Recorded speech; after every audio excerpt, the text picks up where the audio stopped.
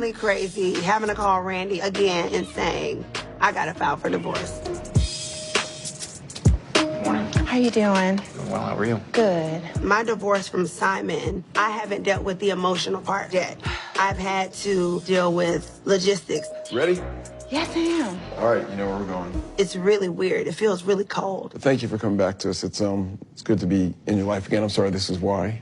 I mean, even in the first divorce, I knew that if I wanted to go to court, you would go to bat for me. You walked away from a lot. Cordell packed my stuff up like I'm some random. Karma has a name, and that name is bitch. And it's gonna get him. It's gonna bite him in that big bubble butt. And in this case, I was smart enough to do a prenup to do it the right way. I had to be more responsible this go round because I have a child. In my relationship with Simon, I felt that if I had him by my side, we could conquer anything. however, I started just realizing a lot of different things that turned out to be untruths. He wouldn't tell me what our finances were. I'm not gonna let a foreclosure notice come to my house and I can't pay it. Right. So I wanted to make sure if it happens, I have the money to help us do what we need to do. I felt the need to file when I did to protect assets. Our home is very important to me. It literally was what we both wanted when we envisioned the future. And, you know, I have definitely made it a home, but both of us have 50-50 interest in the house. So him now saying he doesn't want me to film in my home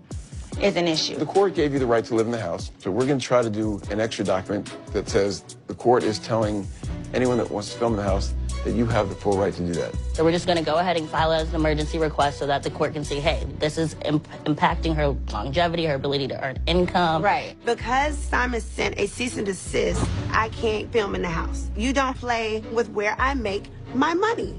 Don't do that. It's not that I was sitting here like some dumb little wife and just enjoying some money. No, I actually asked my husband, what is going on? Why when we go to the airport do we have to stand in secondary line? Why do we continuously have to go through these issues? But just so happened, all of this information that I had asked him about and he lied about came out. About him not having a real green card and him trying to get citizenship and fraud information from back in the day and scamming. My back was so against the wall. The only way for you to really protect yourself at the end of the day, if you have a prenup, is to enforce it. And you only enforce it by doing a divorce.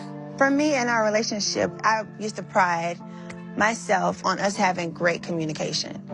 And when communication started to lack, it felt intentional. We actually had a bad argument on Valentine's Day. But, you know, when you're married, I'm old school. You don't go out and tell people what's going on in your house.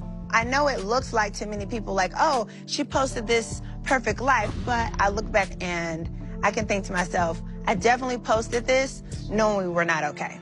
There's been some bad stuff that has been out there, and you've just taken the high road. Always take the high road, not just because it's good life advice, but it's also good court advice. I reached out to him. Oh, recently? Not long ago, about 2 weeks ago. Good. Trying to just see where we can find some peace in this, and now he doesn't want to communicate at all.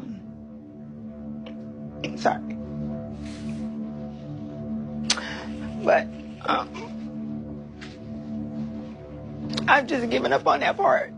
So now I have to become the person he's saying, you know, now I have to be cold. Now I have to just, you know, move forward in the court process. One of my joys was getting up in the morning and just thinking about what I could do to make him happy. And I genuinely felt he was the same way about me. I would have rode to the end of the world with this man, you know. But the person I'm now mourning, he was not real. Now I just want to be let go. And I just want to just move on.